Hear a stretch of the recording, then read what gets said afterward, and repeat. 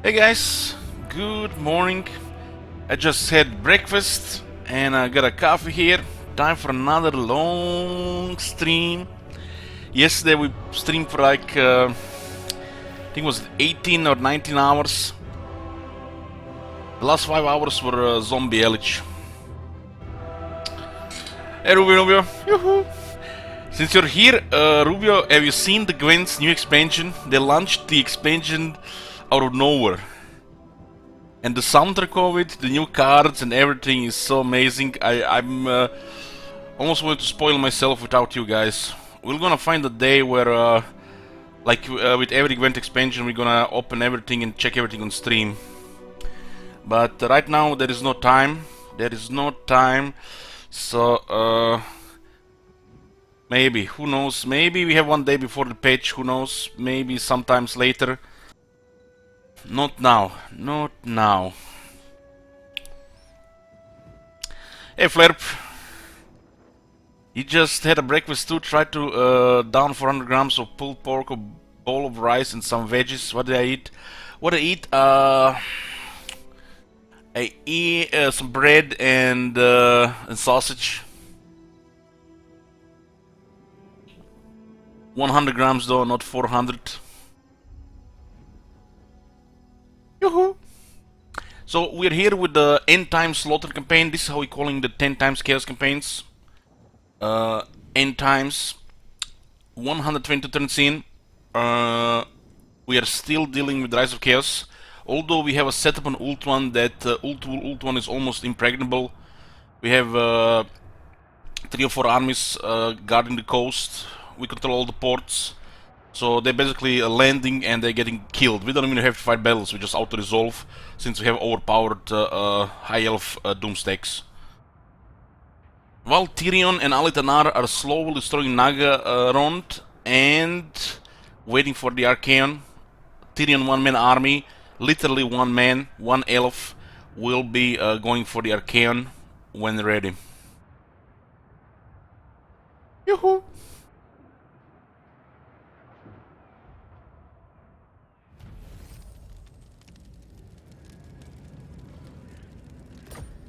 Okay. Still plenty of chaos everywhere. The Order factions are actually doing okay against chaos. We did save the Empire here a little bit with Tyrion. Saved Aldorf. But since then they did recover a bit. The next wave of chaos is causing damage again. We are strength rank 5, allied with Dwarves, Hammery, and the Exiles of Nehek. Just don't tell Cetra. Dwarves are the strongest faction after the chaos. They have about 15 armies, we counted. And the Empire is slowly recovering. I don't think any diplomacy is still really available until the Archaeon arrives. We're also at war with Clan Morse, Nagarond, and the Sentinels, who have for the moment taken Hammery, but Dwarves have helped the Hammery retake their city.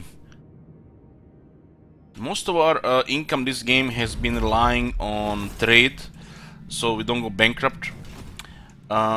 We started with one entrepreneur from the Calador, and then we added a few more. When you have only ult on entrepreneur, those things kind of balanced, almost the power level of the Bell Wizards for Reichland. Once you get another continent, the entrepreneurs get broken for sure. So maybe this is the CA reasoning to leave entrepreneur in the game, because if you have ult one, entrepreneur is balanced. But if you have more than ult one, entrepreneur gets kind of broken. And the high elves can win the campaign with just ult one. So if you have more than ult one, does it matter after that? Not really. We need to wait for the Archaeon, and we need a couple of Victory Settlements and destroy Nagarond to win the campaign. Victory Settlements can be acquired by, you know, invasions or alliances, so we don't ever have to leave ult 1 and expand elsewhere. Maybe just Nagarond, Ancient City of Quintex. Let's retake the rich territories with Dark Elves. Oh, Tyrion's KC, hold on, there it is. There it is. If you guys missed it, at the end of the stream yesterday we went through the patch notes. The command for the patch notes is !PN. I think it's the patch. It's called Potion of Speed. The Potion of Speed update. Yes. The patch notes can be watched on the VOD on Twitch or later today on YouTube as well. This is gonna be a great patch, and the changes just to turn times alone are mind-boggling. It's gonna be a completely different game, really.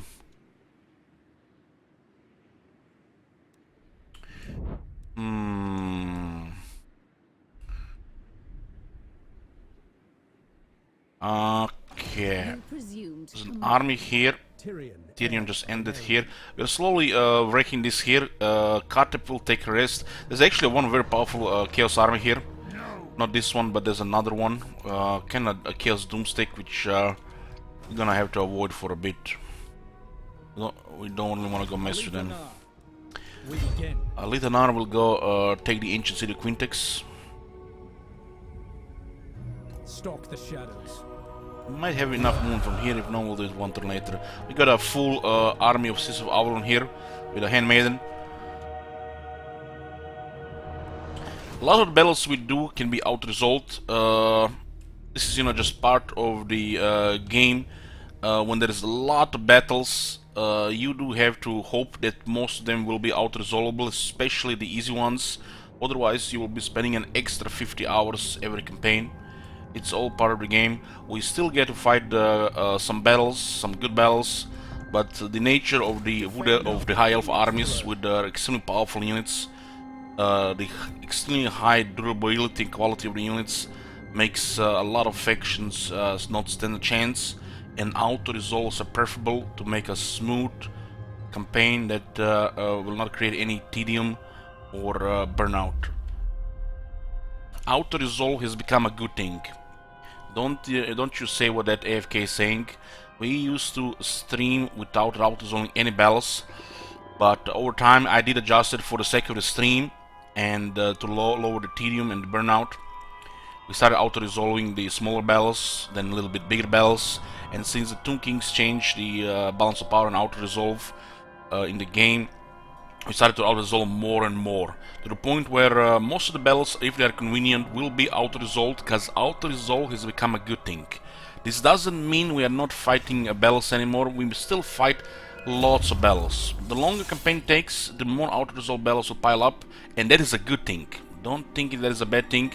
You can still fight those battles, but when you can destroy a whole army with taking just 10 losses on most cases, it's becomes repetitive doing the same battle 50 times. We have a total of 160 victories, 20 defeats.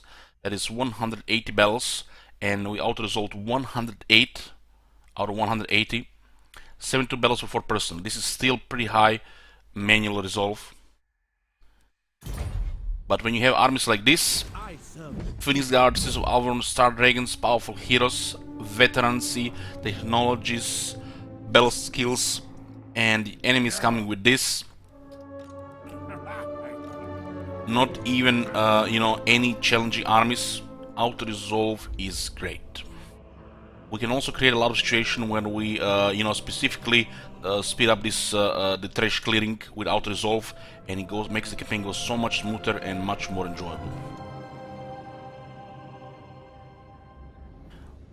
When you play long campaigns, when you have extra lords, in my book, I do want to have fun using the armies, specifically build around some kind of flavor or the main armies. And those extra armies or the extra doomsticks you need just for the sake of the map size, I don't even care about those armies having any battles. They're just there to maintain order and maintain power level. So the fact that you can auto-resolve those battles with the High Elves have powerful armies for auto-resolves. The Warhammer 2 factions have a replenishment after battle, makes everything go so much smoother. You guys, so what you see here, how many battles we had, how many we auto-resolved. We fought the ones we need to fight, we fight the ones we don't. You're going to miss this when we play Crooked Moon and a Greenskin campaign. Every battle is against this type of stuff will have required some effort, some work, and it will be so much more added to the campaign. What high elves can do in 20 hours, greenskins can't even do in 40 hours. It's just, you know, how things are with some factions. Some factions have to fight more, some factions have an easy time, just click, click, click, click, click, click, click, and, you know, just a couple of bells along the way. Anyways, enough jibber jabber. We have to defend Ultuan. We have Bress, Scotty, Alistair, the White Lion, and Alariel defending Ultuan. That's 4 Doomstakes. And at any given time, there is over 60 armies targeting Ultuan.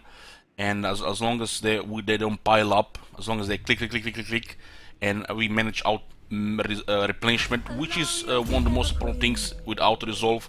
Replenishment, lightning strikes, minimal losses, replenish after a battle, replenish next turn, ready always for the next battle, save a lot of time, and they will not gain a foothold here, and we just keep destroying them. We have an island, they have to force land, waste movement. We have every possible advantage while being also a much more powerful faction. They are basically feeding us at this point, and we will not be threatened as long as we do everything right, and the Chaos Invasion doesn't focus too many armies on the landing. Okay. There's an army of Dark Elves here. Not really problematic. You have my attention. I think cannot really be harassed by the heroes, but we still have to spy for him. Lesson learned yesterday when they captured the city. You need to have a spy. Intel is important. You could risk without playing without spy around your armies, your movements, but eventually get surprised, guaranteed. Happens to me every now and then I, you know, remember how important is the spy to get ahead of the army, get all the information. The information ahead of you is more powerful than even the one-man army. When you have all the information, nobody can hurt you. And there are no surprises. Brace Scotty is ambushing here. They're pretty much landing into this area, because if they don't discover us, they land right into the ambush. Click, click, click, and we're making sure they don't get a landing party. Sometimes they land with several armies and they raise a couple of settlements, but if we deny them landing, it's very easy, very smooth, no setbacks. Campaign just flows really fast. Saves us hours. Yesterday, what we did in this campaign probably was like over 30 hours of progress. So looks good. We might be able to finish this campaign before the new patch.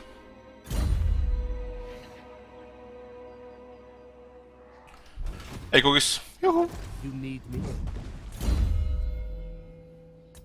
Student of Hoyt, such a strong skill. Such a strong skill. Brave son of Ulthuan. Used to think a lot more about lore masters, but when you realize what they are, they're basically just a Thane that can cast some magic. It's really nothing that special. Just a very powerful melee expert. Well, Thane could be a slightly better melee expert. The lore masters have some spells. The fact they have healing makes them pretty decent. But they're not even top 5 most powerful healers in the game. No mount, and melee experts can be easily ignored when they're slow. Setting the pace. Which makes the Handmaiden the most powerful high elf hero.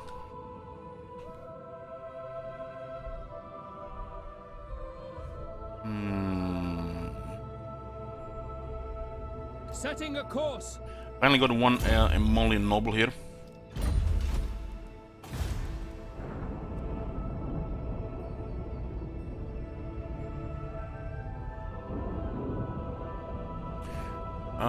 Flat. Well, you never know with those patch notes, royalty, because you know, a lot of things is missing or feels, you know, crushed when they're writing it down. So this, you know, it's not a sure thing.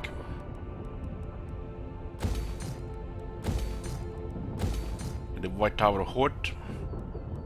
I stopped thinking this this like it's set in stone. A lot of these things you will say one thing in patch notes and do else in the game, so we have to see in the game, of course.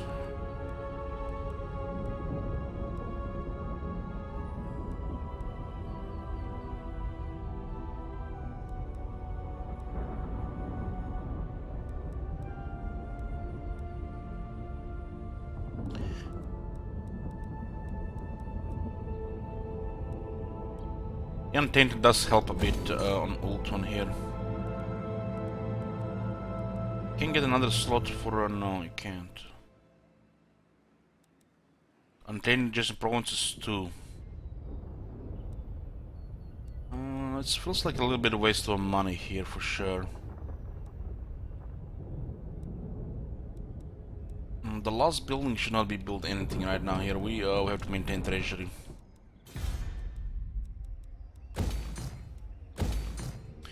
Agron has marble, so the building is cheaper. 30% plus 10% for technology plus some other factors can also apply. Let's see. Everything seems to be good here. Calling got a level up. Oh, we totally forgot about this one. Yeah, this one have to do actions. We have to start killing them here. They're trying to overrun the city. You called? We have lightning strike here, pretty sure. Yeah, we do. 3 armies. We could auto-resolve this. Look at the balance of power, but it still guarantees damage. It still guarantees damage since we have damage units. And instead of just gaining new recruits while replenishing after battle, we'll just take damage. So we cannot follow up conveniently. So lightning strike is to go in a manual battle here. The Asur need me. This is an example where the lightning strike is not convenient. I mean the auto resolve is not convenient because we not only want to destroy the enemy, but we want to get ahead at the same time without the risk of losing a Phoenix Guard and resolve. There's always a small chance Phoenix Guard getting killed auto resolve, especially if the enemy has range units.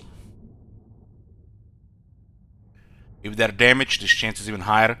It usually is all fine, but we had 2 cases when the Phoenix Guard got killed this campaign. We could always replace them with a Regiment of Renown or create a new one, but these things are best to be avoided if possible. Sometimes it's just convenient, even if you lose 1 unit, you save time, so it doesn't really matter. Handmaiden of the Everqueen. This army still lacks battle skills, but we do have technology for the Phoenix Guard. Phoenix Guard has a technology that gives them 5 more melee defense, 5% board save. We did not have armor technology yet. This unit is actually getting a buff in the patch, additional 400 health. It will make them pretty much better than the Chosen Halberdiers, which the only thing that had on over the Phoenix Guard was health. So the high tier Dark Elf and High Elf units are getting buffed, they're getting more health. 400 more health, which is significant on a unit that relies on resistances. And the Phoenix Guard and Blackguard of Nagaron, Swordmasters and Executioners are gonna be more powerful than ever. This will make Swordmasters even slightly more viable, but for Phoenix Guard we're gonna get even more overpowered. Possibly making it one of definitely feel like top 3 with that change. Don't discard the power of health. I used to value shields, resistances, and other things over the health, but once you discover that the health matters as well, not just resistances, you know, it's a good defense against explosions, lower casualties, and makes healing also more viable. Because every entry in the group gets more health, so they're less susceptible. Chosen is still more elite than Phoenix Guard, but Phoenix Guard more health makes Chosen less elite than they were used to be. because the Phoenix Guard can have 5% ward save, 47 physical resistance, and 12 magic resistance. These are some really absurd stuff, and the fact this faction has access to healing makes the Phoenix Guard head of chosen. With that 400 health, that's pretty much it.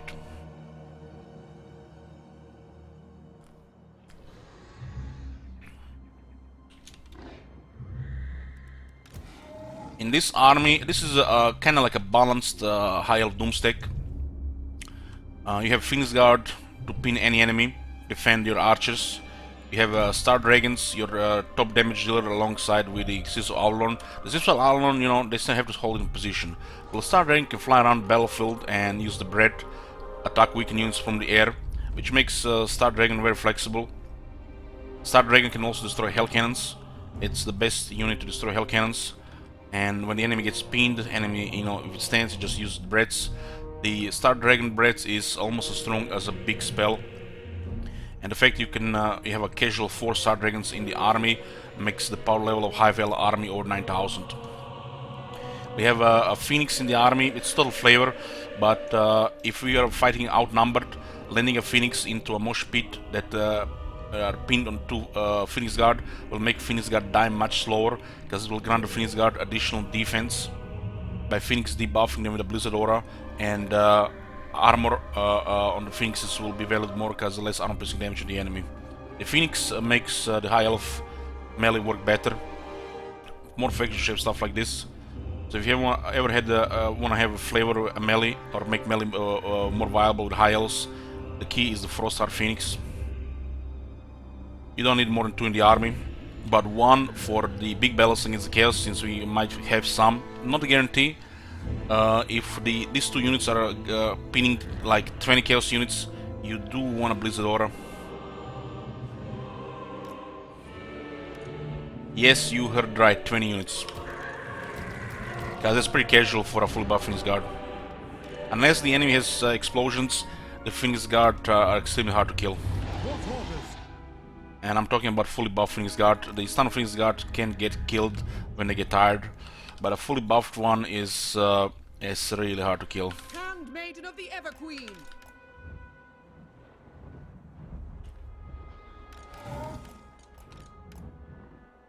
The Phoenix Guard is weak to magic. That's their only weakness. Magic explosion is the counter to the Phoenix Guard. Hard counter. Ready. You could give them magic resist through Sapphire Guardian Phoenix. They do have some ward save, but they're meant to be pretty much unkillable in melee unless the enemy has magic explosions when they're fully buffed. Since the healing, you see that hit from the Hell Cannon. Hell Cannon is the perfect counter to the Phoenix Guard. The Phoenix Guards have to hold ground, and the explosions can do quite a bit of damage.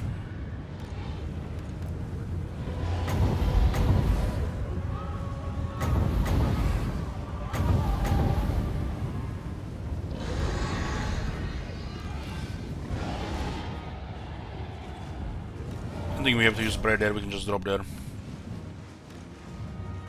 Oh, this is good to pin the chariot. With haste. Awaiting Shadow Strolls get broken before they get closer. At once. We do are thick enough for this.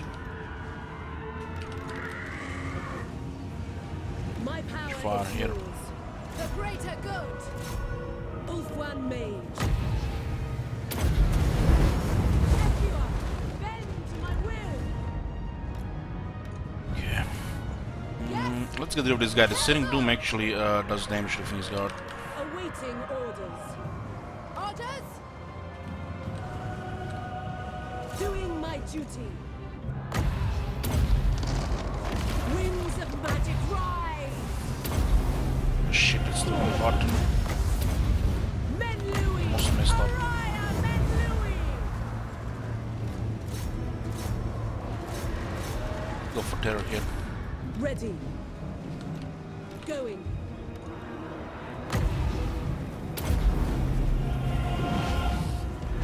It's these arms are very simple to use, especially when you've done hundreds of battles with them. They're are extremely high power level and can handle anything in the game. Most battles will be out-resolved since they're so powerful. Some of the factions have absolutely zero chance to even do any damage or casualties. So, like for example against the vampires, you could win battles with zero casualties pretty commonly. These armies are absolute nightmares to the undead, especially the vampire counts. Wielder of the winds, awaiting orders. Making my way. Handmaiden of the Evergreen. Lakoi Soraya. Noble Prince. The biggest danger to your army is friendly fire from the Sisters of Avalon. Yes. Forward. Orders.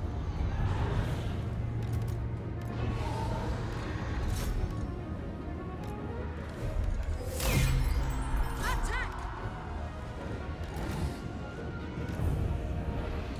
The reason the Dragon Princes are not used much is because the Star Dragon is a way superior unit and fits with the Sisters of Avalon and the Phoenix Guard better.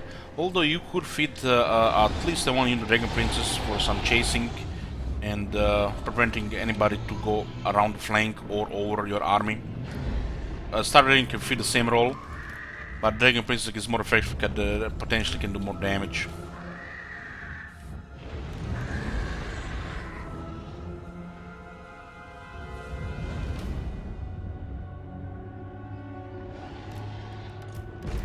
In the battle, we can heal our single entities with Earth Blood. We have the Life Wizard in the army. Single entities will not replenish from the post-battle replenishment, while will not only heal at the end of the battle, but also get new troops when they replenish from the post-battle option. Many all Warhammer 2 factions have a strong replenishment after the battles. The Warhammer 1 factions like the Greenskins and the Vampires have dominate, but it's a third of the power of the Warhammer 2 factions. It's just have not been brought to the scale of the Warhammer 2 factions. So in other words, the High Elves can recover losses faster than the Undead after the battle, just because there's the scaling of the replenishment is higher.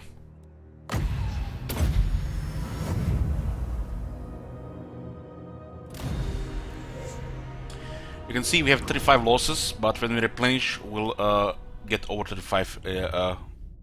We'll not only recover these 35 losses, but we'll get a replenishment on the unit that it didn't even lose troops in this battle, because this is replenishment that happens from post-battle loot, post-battle option. So not only that we have not taken any losses in this battle, we have actually gained troops and replenished our army that was not 100% being returned. A noble victory. You will never master us. You can see this is the post-battle, the forced labor, post-battle replenishment, and if you have minimal losses, you actually gain new troops after every battle. Hence, it's preferable that auto-resolve is used, because these battles are a joke, easy, and just waste time, which, you know, not really a bad thing. You do want to fight some of these battles, you know, but not 50 times a day. Subjugate. Lethal grace given forth. So you can see we actually left. We done the battle, and we left the battle with more troops than we entered the battle with, because of the post-battle replenishment. We don't even have battle skills. No additional ammo and reload for the Sisters. No additional attack and defense for the Phoenix Guard. This would make them really overpowered. But what makes them insane against the Undead or the Chaos, it's this one on top of everything.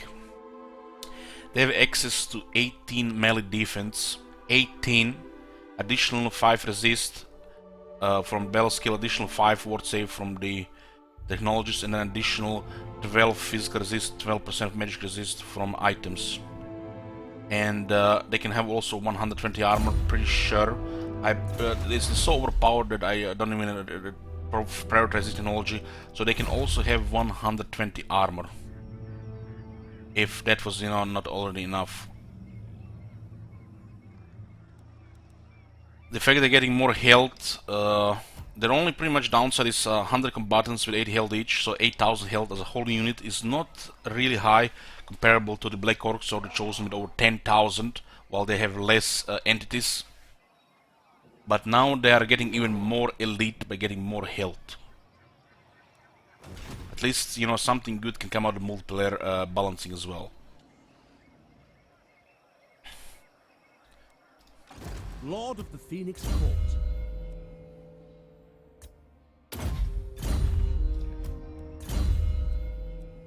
What do we have here? The remaining army should be convenient to finish off. Can I offer assistance? Get extra experience for Alistair. Lightning strikes do provide more experience because you do get more bells. Bigger bell does not mean more experience. Also, guys, one of the things that's gonna be happening with the update is the heroes in armies will gain double experience from battles.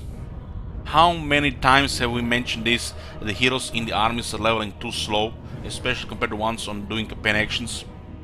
Finally, we're getting this improvement, and it's a great thing because especially after the early game, after the 1-2 days of campaign, you kind of feel like, why would I recruit more heroes to use all that capacity?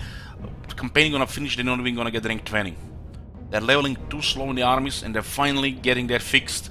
Heroes in the battles will get more experience, which means armies number 3, 4, 5, 6 will actually get some proper level heroes without needing to do 3 days of campaign after, you know, you recruit them.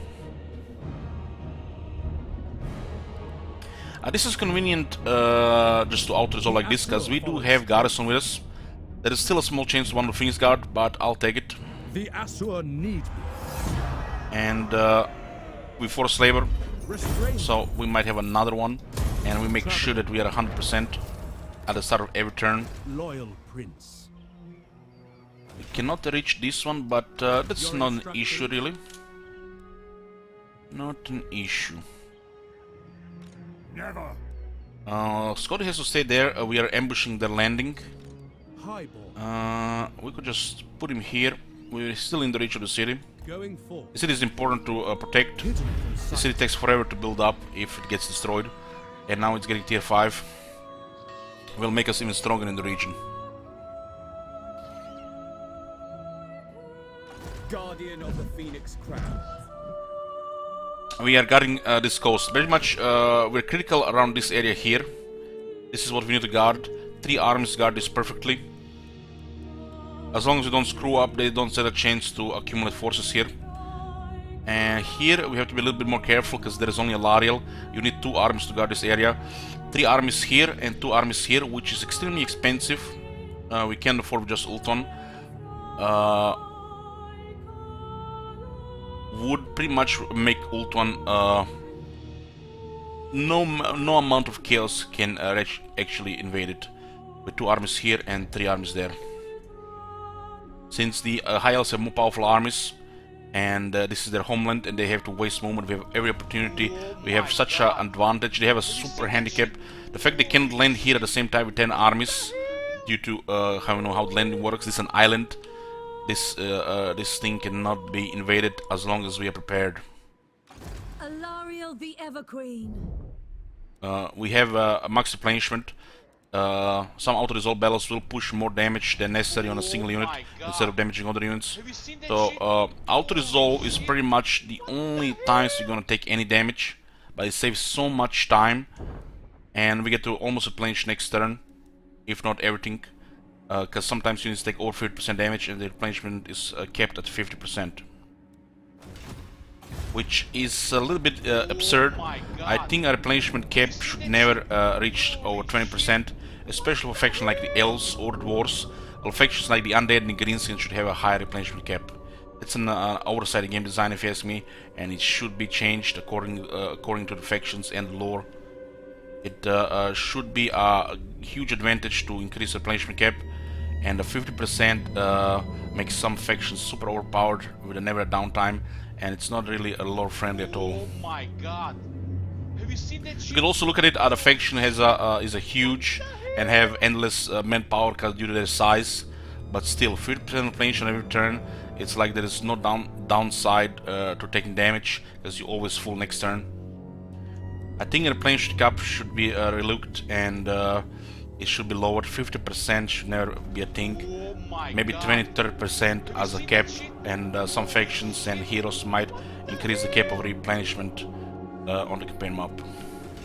That's a, a thing we all discussed in the past, because it does make taking losses kind of irrelevant. Doesn't matter.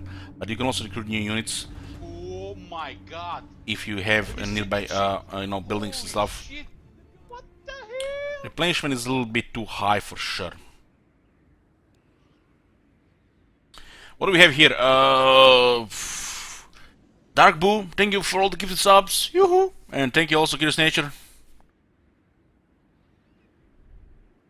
All set. Okay, where were we? We don't care about this right now. Yeah, this is the end of turn. Oh my god. Have you seen that shit? Holy shit. What the hell? The fact that replenishment can be increased so much to 50% cap makes campaigns go much faster, so that's a good thing. If replenishment would be a thing, expansion would be slower, more dangerous, and the game overall would be more difficult. Which is both a good and a bad thing.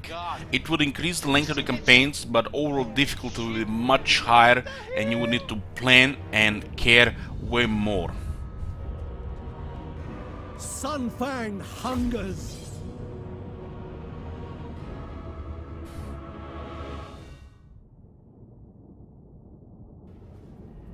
Oh my god. Have you seen that shit?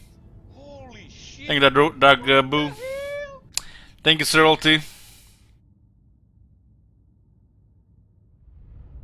There is no perfect figure now, but our stats are so high that perfect figure doesn't matter. Unless the unit has over 70 attack and or magic attacks, it doesn't matter. Holy shit. What the hell? Tireless. We have a 114 melee defense, 151 melee attack. We have 45% ward save. We can get another 10 to 15. Oh my god. We have 45 magic resistance. Magic resistance and physical resistance combined create ward save, so we have pretty much 90% ward save. We have almost capped ward save. This Sword of Cain can be upgraded 2 more times, and we can still get Catalyst of Preservation for another 5% ward save, which means Exhausted Tyrion still has capped resistances. Oh my god. Have you seen that shit? Holy shit. What the hell? Unless the target has over 70 melee attack, the Tyrion has extremely high defense all the time, so it doesn't matter at all. Victory awaits. Moving out. Oh Forward. my god. I go. Have you seen that shit? Glory awaits. Don't you worry about that, Amir. If we start Crooked Moon on release, we'll be playing other campaigns alongside it. Long streams. Advance. There'll be Crooked Moon and other campaigns going on at the same time. Striking forth. Onwards to victory. Oh my Going god. forth. Have you seen that shit? The greater Holy good. shit. What the I hell? go. Onward. I've decided for the new factions, so no longer people need to wait when we play them. We at least got through them until critical mass, if will not victory screen. To glory. So we at least play them for some time when they are released, Tireless. so people don't have to wait for the new content. Moving out. I go. Onward. With me. For the king. Orders received. To victory. At once. Oh my god. Have you seen that shit? Holy shit. What the hell? Doing my duty.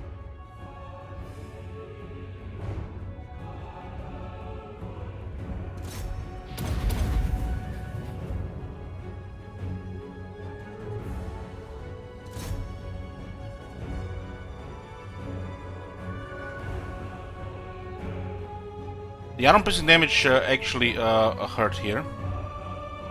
So we have to be just a little bit careful. Because they have so many units. Oh my god. Have you seen that shit? Holy shit. What the hell?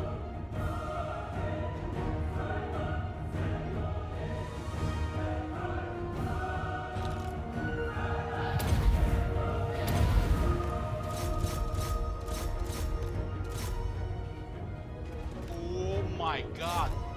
Have you seen that shit? Holy shit. What the hell?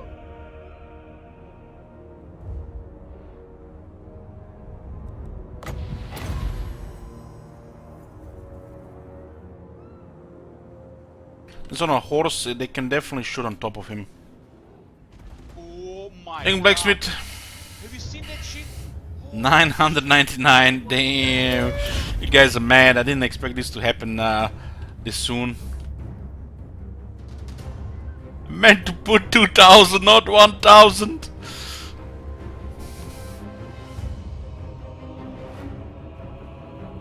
Oh my god.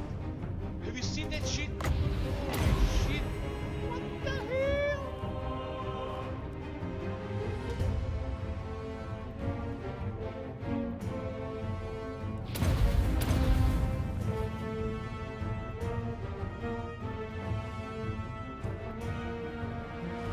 Oh my god.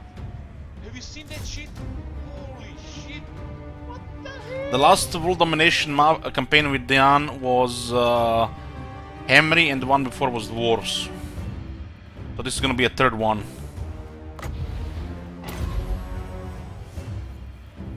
In some cases, world domination, you know, will be left with military allies and with vassals if it fits the faction. But for Crooked Moon, it's gonna be the Hawk map control. It doesn't fit with the faction. With the Cetra, it fit to make Katep and Ungrim vassals, and with Wars, it made sense for world domination to have allies, the good factions, while we killed everybody that was causing trouble. So all the non-order factions were eliminated.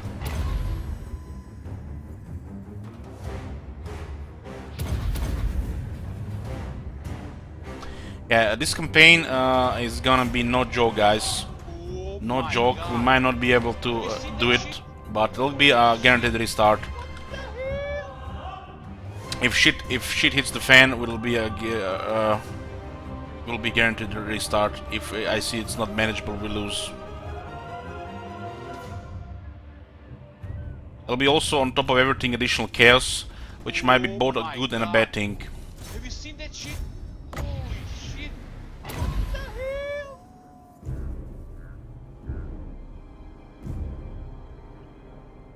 1001. Damn.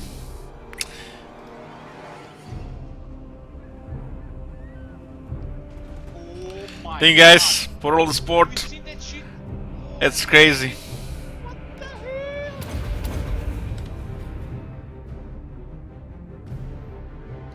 We reached the goal. Onwards to victory. Going forth.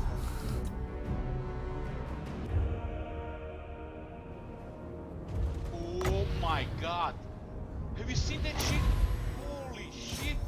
What the hell? I wonder how much will the next month subs drop because of all these gifted. Hope we retain over 600 just for at least for the chaos. Never been a better time to play Scars again. Well, cookies, I have plans. I have plans. God. Have you seen that shit? You know the Greenwood campaign I started bugged out with the upkeep. Kinda got spoiled because of that. Well, we're gonna continue what we were planning to do there. And we have quite the finale planned when the world is conquered. Oh my god. Thank you guys for all the support. Thank you for all the subs.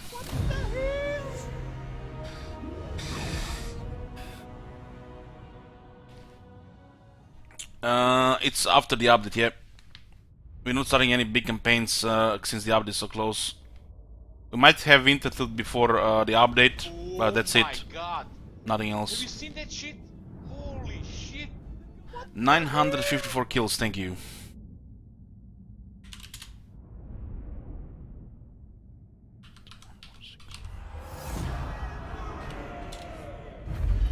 Tyrion has racked up quite a kill count. Oh my god. Have you seen that shit? Holy shit. What the hell? Let them go.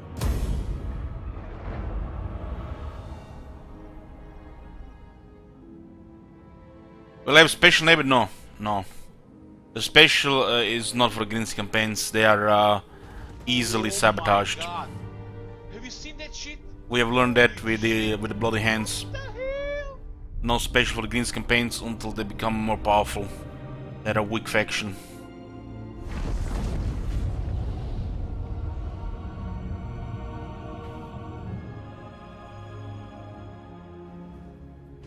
Special is becoming a more rare thing, guys. We do have one more Order of Lord Master for with special, but these sellout campaigns, you know, you can call them almost.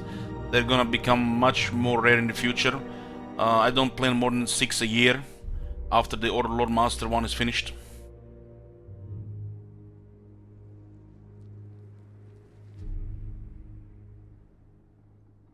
Exactly, Marconis. Can you believe them?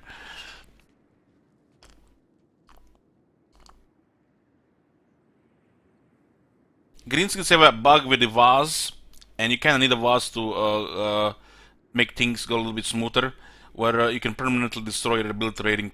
Until that's been fixed, or Greenskin got more powerful, the special does not really fit those campaigns. For the purpose of world domination, we could maybe enable some fun special, like settlement rename.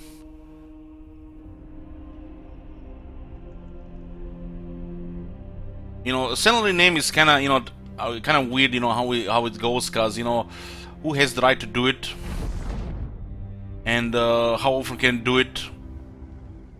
It should be, you know, a thing that happens rarely. I think a rename for a world domination should be allowed, because it's a meme campaign. You know, it's Crooked Moon, so rename will be allowed, I think.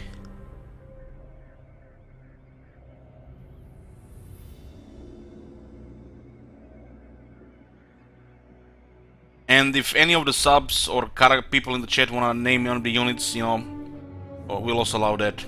We'll not have chat throwers, but anybody in the chat could name one of the units if they see a unit available on the spot.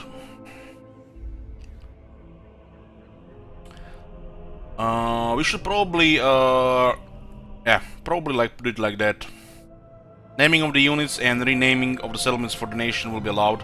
Naming of the units will be available to anybody, while renaming of the cities only through the nation.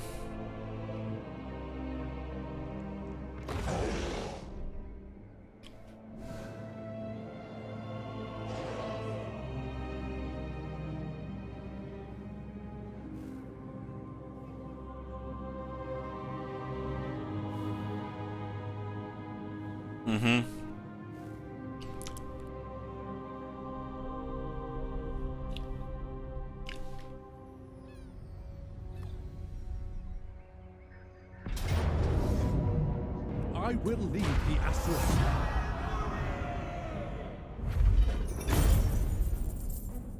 Free them. Duty is its own reward.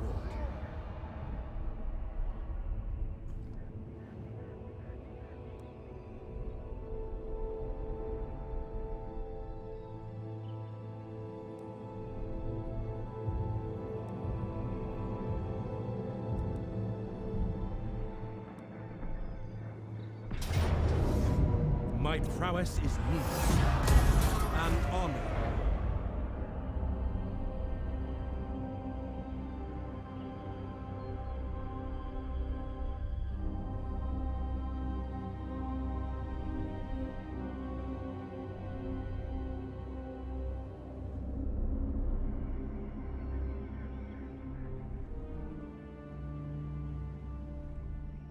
Rubius Kids. That was an enjoyable Battle Battles campaign. We have more Battle Battles planned in the future. There's also a Gwent stream will be happening whenever I find time. There's a new expansion out, and the art on the new cards, the music, just the main picture with exotic female dancer. Damn, and out of the blue sky, not even announced. Those guys at CD Projekt Red.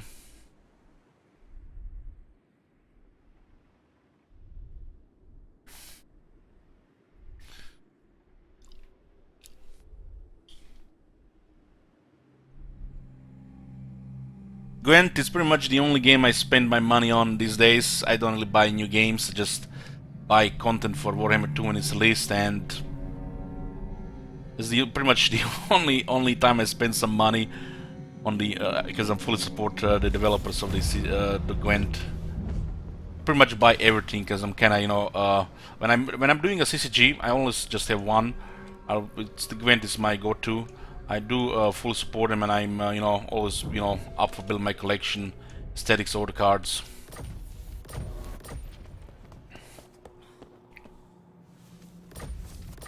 Another brass cleaver. Finally, some weapons.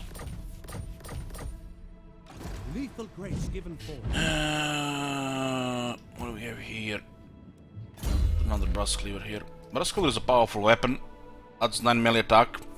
These weapons are extremely good with faction like the undead or the greenskins. As a reason to put a big goblin big boss in the army for other than just extra battle loot. And armor is a big deal for the Black Orcs, for example. A really big deal. Servant of the king. By Assurion.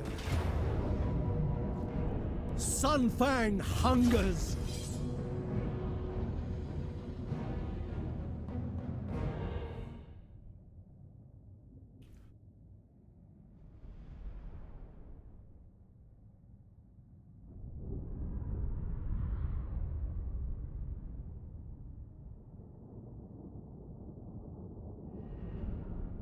We are almost close to upgrading the sword again. We're missing some damage and in ward save. I wish the one thing be done to the Sword of Cain. If the Sword of Cain gets upgraded from stage 1 to stage 2, the cooldown on the ability goes down 10 seconds from 120 to 110, and for the third stage from 110 to 100. I think there should be a thing as well. The Vortex has a little bit long cooldown, and especially for a single user, you know, has some issues with AoE sometimes. Onward. And a huge penalty from upgraded Sword of Cain should allow you to use the Vortex more often. So stage 2 and 3 should load the cooldown a bit, 10 seconds each. 100 seconds is already would be huge compared to 120 for the course of the battle.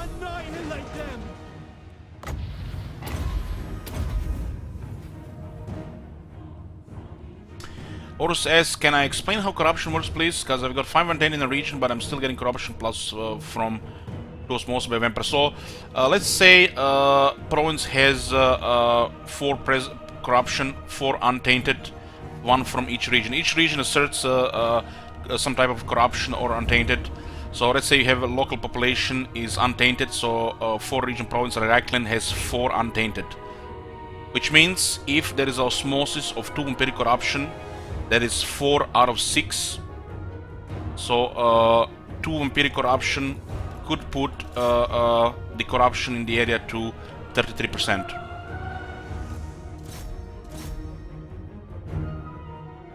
And the only way to increase to lower it is by increasing untainted. If the enemy corruption is present, even 1, you need to reach over 90% to eliminate its the penalty. So if vampire osmosis is 2, so you have 4 and there are only 2, you would need to get over 20 untainted to minimize its effect. The corruption is there, it's present, you cannot remove it unless you find its source. And sometimes the source is untainted population of Sylvania, for example, which can never be removed. so you have to make sure the untainted has over 90% over the vampiric corruption to not suffer any penalties.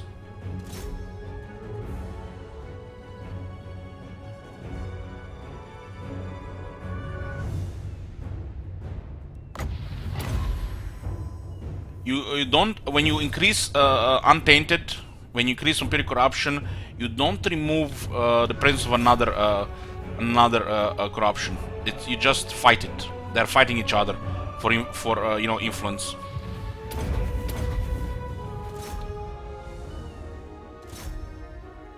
If the local population is it's not the issue, you are you know, encouraged to find the source and remove it, as in the you know, the evil neighbors spreading their filth.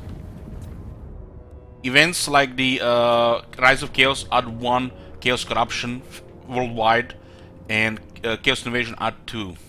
I think they should be increased to 2 and 5 to actually make it difficult when these things happen. Then that actually you have actually build untainted and not just ignore it. That's one of the things they could do to improve the Chaos Corruption everywhere. Giving Rise of Chaos 2 Corruption, it's not a big deal. The Chaos Invasion 5 Corruption would actually matter a bit, and would encourage anybody to build untainted, because the way it is right now is laughable. Because the moment these things happens, you already have something fighting it already. Very well. So this is one of the ways they could improve the Chaos Corruption and the dominance of the Order, increasing the natural Chaos Corruption from the Rise and Chaos Invasion.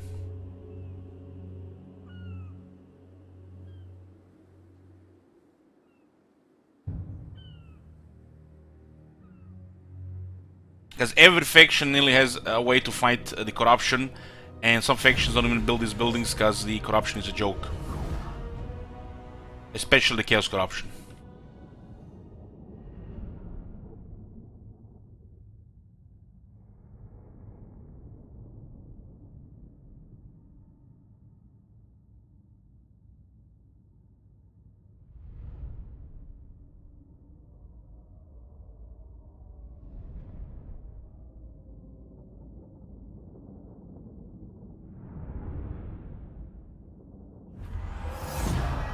A glorious victory. Let them go.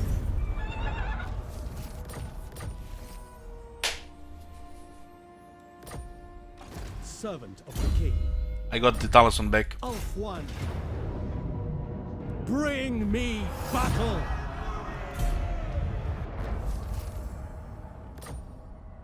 Three at 5, and how much was this?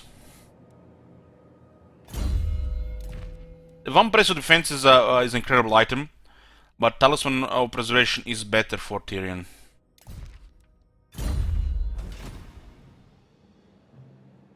Can somebody check how much was the siege? Appreciate it.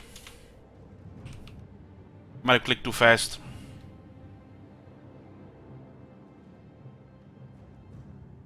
This puts Tyrion even more ward safe, so once he loses Vigor, we don't suffer as much penalty.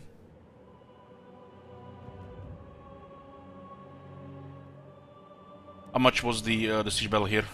What is a ward save item? Ward save reduces all damage, making characters very powerful.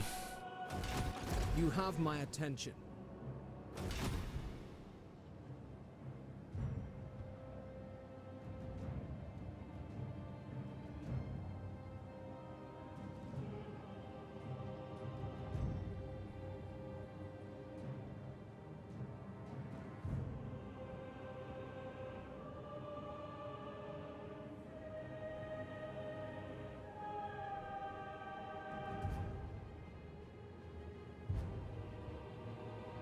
You can go to the clip, right, and see this.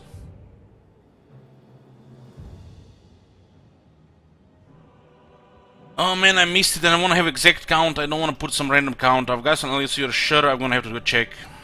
I'm, you know, OCD like that. Sorry for delays. Click too fast. Chat can't even see. 5 for 2. Thank you very much. 23.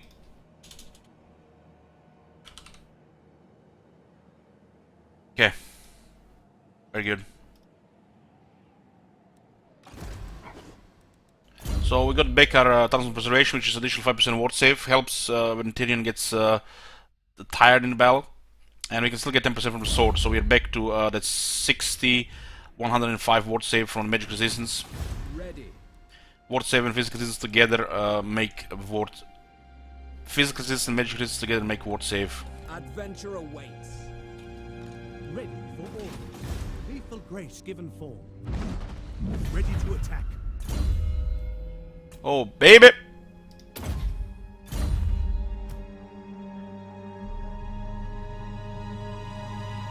Tyrion is destroying Nagaron because we need him for the victory. And then he's gonna go defeat Archaon himself to win the campaign.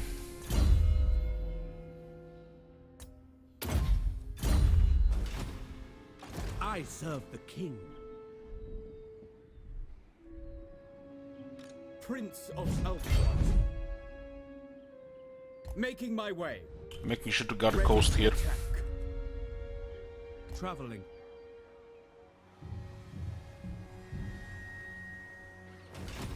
Your command? Hidden from sight. Thank you, Mir. Get the renowned field first here. We have element healing campaign skill on some of the lords because Nagar has better replenishment locally, so we make sure to have kept even in red climate. By taking the element healing for additional 50%.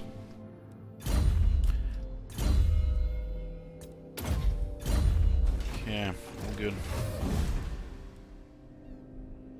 Setting the pace. We're gonna have to catch those Blake Arcs after. That will be a little, might be a little bit annoying. Oh, perfect. Fear us. To me, Shadow Warriors. Important turns away. Okay, so I can do it right now. Alariel the Everqueen. Perfect. Where are you going up there, friend? This one might take some damage, huh? Our Acceptable. brothers will avenge us.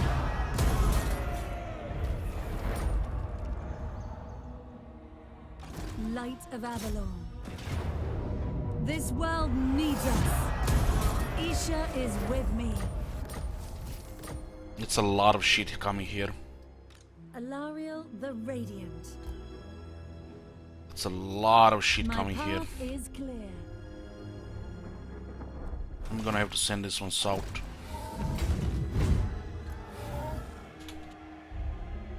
Two top, two north, two south. I think that we don't have more than two here. We all destroyed a lot of them. We can't allow them to land. We have limited movement with only one army, so they could besiege Lothern, which would be really bad. Replenishment not kept. How is it not kept? 15%. Their skill is legend. Ah, it's a local thing. I guess she has a wary here, huh?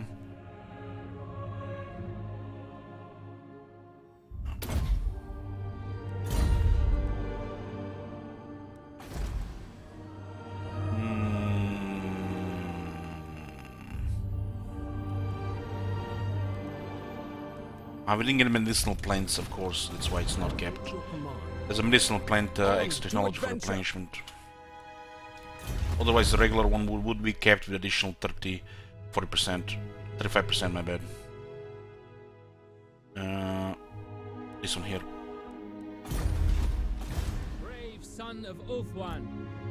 The Black Arcs could be take longer to destroy than actual Nagaron, because they could sail away. They'll eventually have to fight somewhere.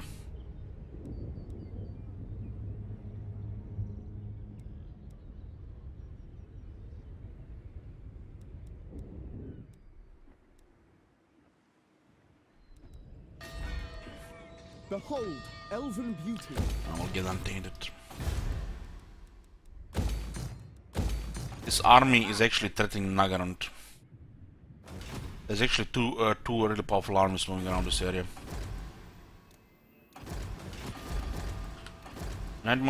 This is a really bad AP. We might not be able to protect it. So Alitanar is going north, but it'll take some time to get there. We're destroying things on the way. I'm sending a assault unit here to help. By the White Tower. Teklas got destroyed, yeah.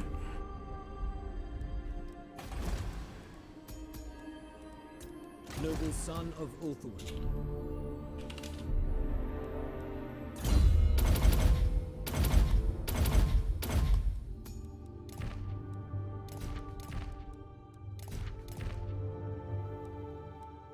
We got another Emolian noble. Beautiful public order. I hear 70% public order. What is this? The AI? What does Emolian do? +1 public order faction wide, +5% income from all entertainment buildings, all regions, Greetings, and children of the +5 old ones. public order in the local What do you province. wish to discuss?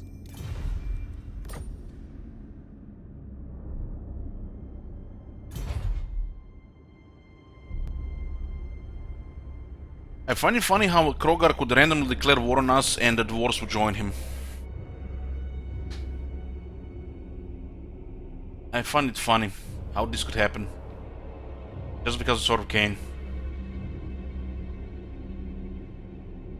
We need Archaeon around so this doesn't happen.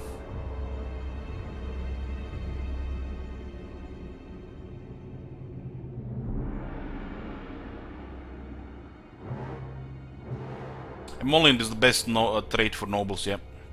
Since nobles are campaign heroes.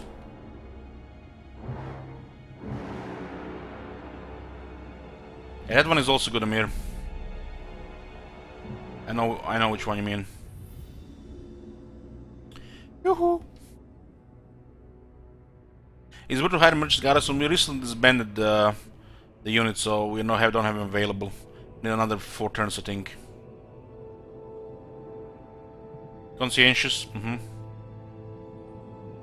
Yeah, conscientious or emollient. So you just don't have to wait for emollient. It's good to have the options. Early game frugal until you get handmaidens, perfect, yeah. Because the handmaidens are tier 4, you don't get them immediately, so it's necessary to have a noble too in the beginning, helping the armies.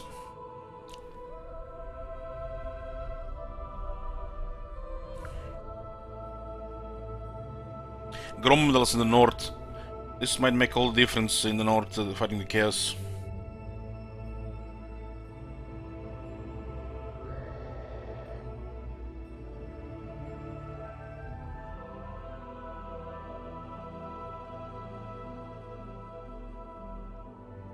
Yeah, handmaid and frugal would be very strong.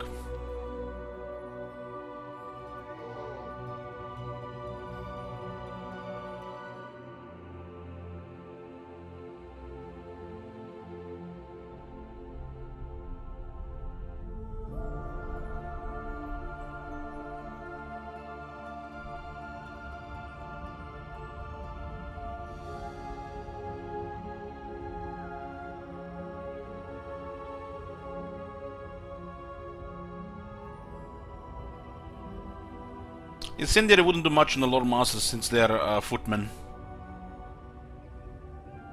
They're more like tanks and support. They're basically Thanes.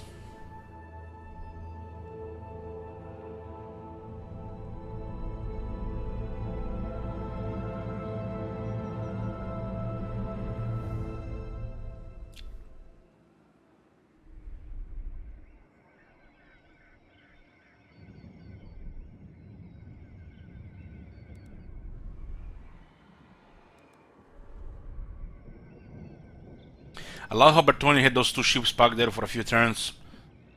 It's almost like they're firing cannons. Maintaining the blockade.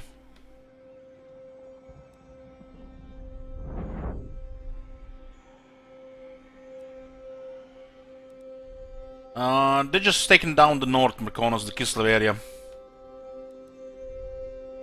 If the Kislev area doesn't fall with 10 times chaos, when will it fall?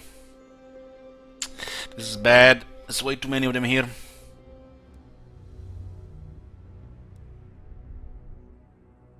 I needed one army here earlier, like 2 turns ago.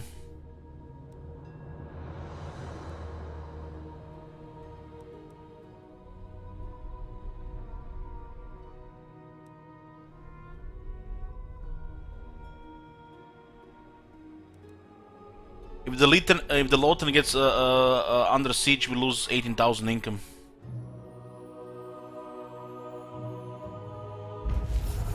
Not just that gaming cheater, but they also got nerfed.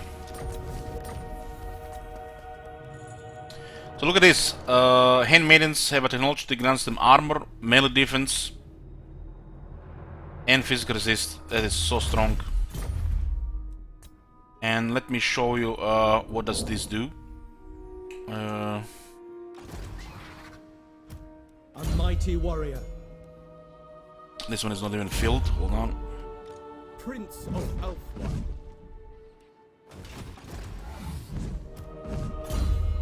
So, this is a handmaiden.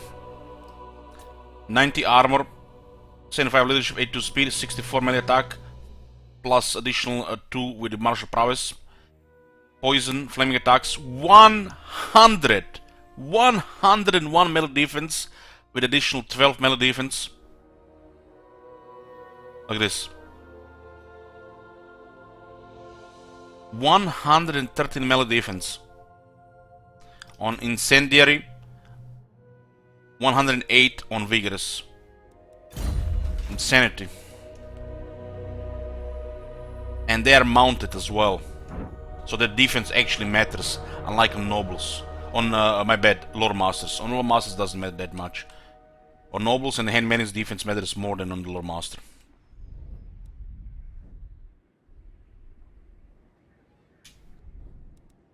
Champion of the Ever Queen. Orion! They must die. Attack! Give the word. I should set Booker to protect Nagrand. Nagrand probably gonna burn. There's a powerful Chaos army roaming around.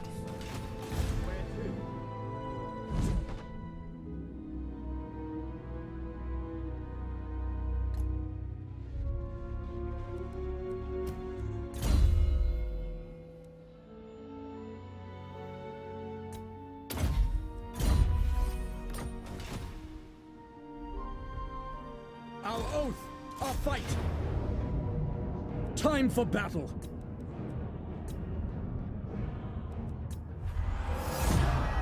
Illuminate the Shadowlands!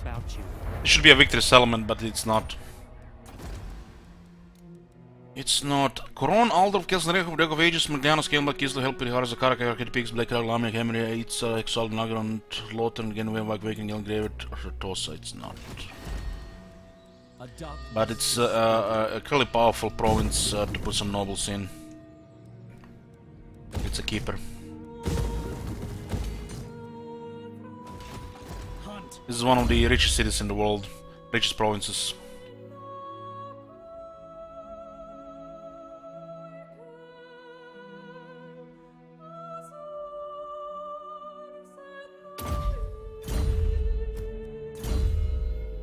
Why do we have a full army of sisters? Eladnar has the skill tree of the Elven princess, so he's a ranged specialist, not like the prince. So we're going with an imbalanced ranged army. Corruption is right! Your behest?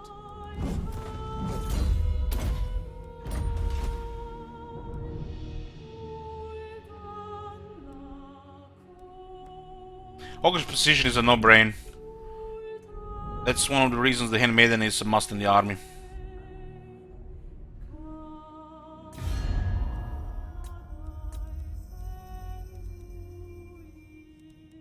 You have to be wary, some of the factions could declare war, and they are allied with dwarves. And, you know, then it would be, diplomacy doesn't work!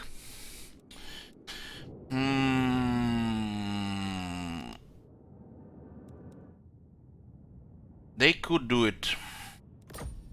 Greetings on behalf of the Empire. Now, They've already taken some of their settlements back, huh?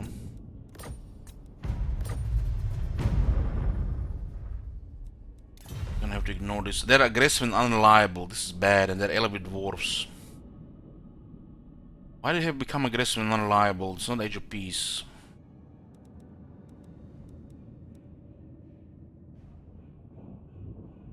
I get extra mages entrepreneurs, of course.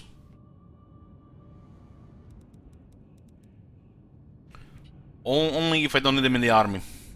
But one entrepreneur is a must, at least one. And as you expand, you get more. It's a set game, why not use it? High Queen Khalida.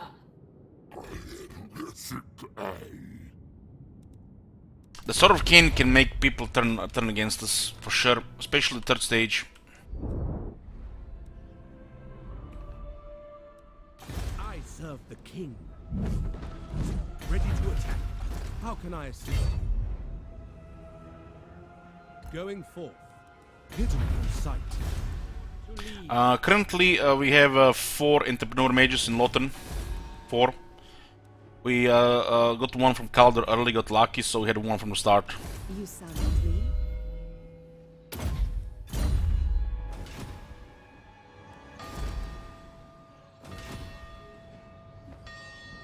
Priestess of Isha.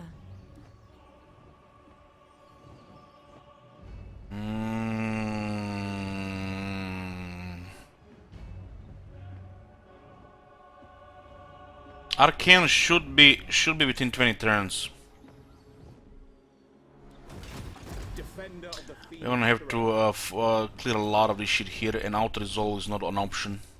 Alariel the Everqueen. We fight for the greater good. 1 versus 4, so they burn my cities. What about the next 4 armies? We have to kill them all here without taking any damage because they're coming more.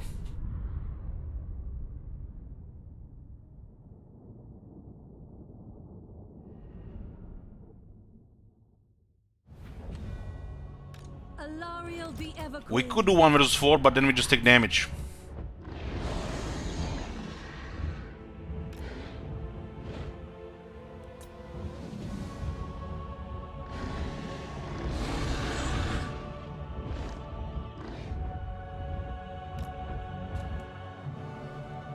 Yeah, I like this battlefield a lot.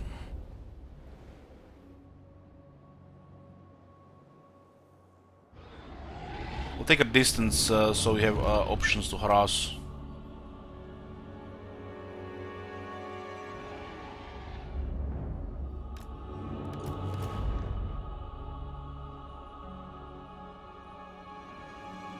This army is lacking battle skills. You can see the defense is not up yet.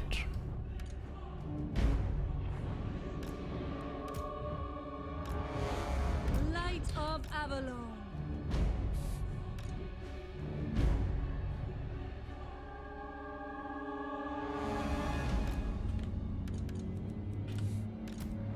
Ready.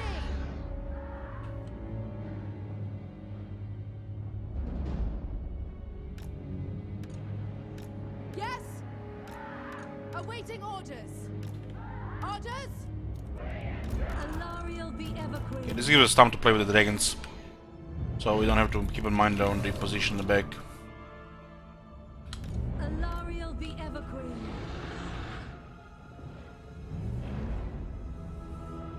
Sister of Avalon! 100 melee defense, Jesus. And Maiden is so incredible.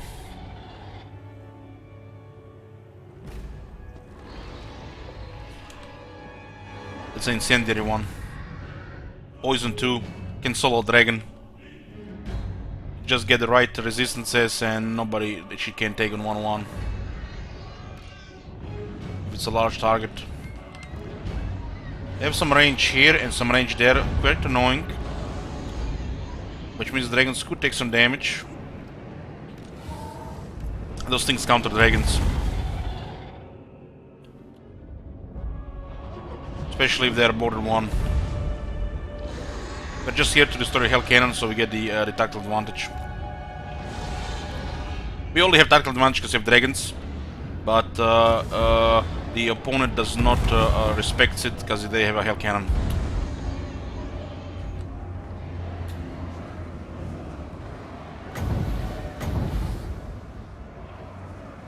We don't need 4, 2 is enough. But you know, statement.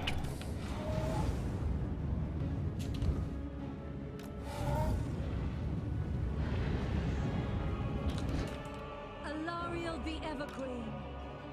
Under her protection. My power is. This army lacks battle skills still. This will trigger their skirmishers. Handmaiden of the Everqueen. How flat is this terrain? This is actually perfect to deploy here, yeah. This is the first time we deployed close to this thing here. Usually always deploy here.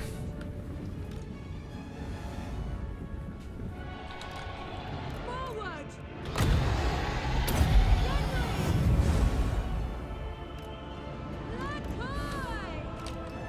Moving. Ever onward. Saint Louis.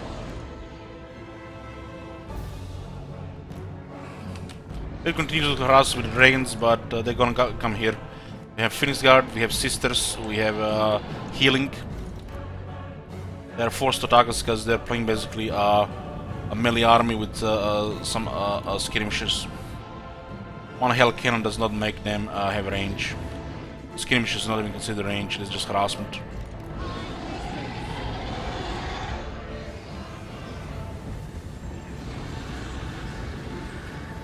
Chosen of Isha. My power is yours.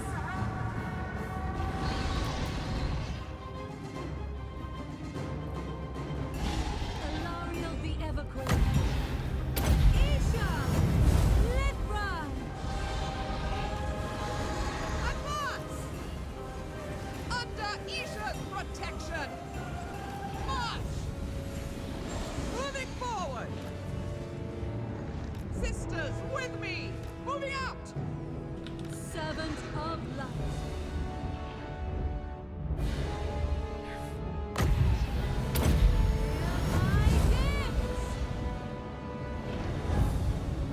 We'll assign targets here when they get closer. Trolls get countered by the Sisters. Sisters do both magic and fire damage. Orders. Taming the winds. Loyal Guardian. Attack! Awaiting orders. Ready. Ready! Onward! The winds rise. Yes. Araya! And their heavy armor doesn't matter, the Phoenix Guard can fight them off. The war!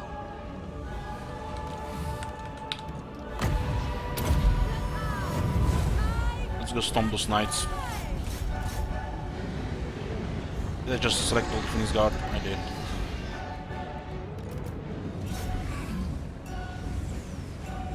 Alariel That was a the quick Everqueen. recovery though. Driving back the dark. Alberts could get targeted here. They could do some damage. The axes don't matter really. Crush them.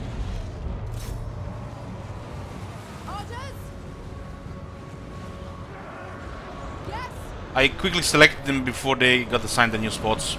Had to be fast. For order! Devoted servant. Yenui. Sail. She has terror, so she'll rout him here.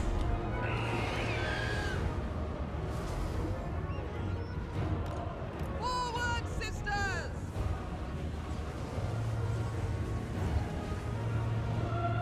Handmaiden of the Everqueen. The winds rise. Out one. Maiden Guard. Handmaiden of the Everqueen. My power is yours. Wielder of the winds. Awaiting orders.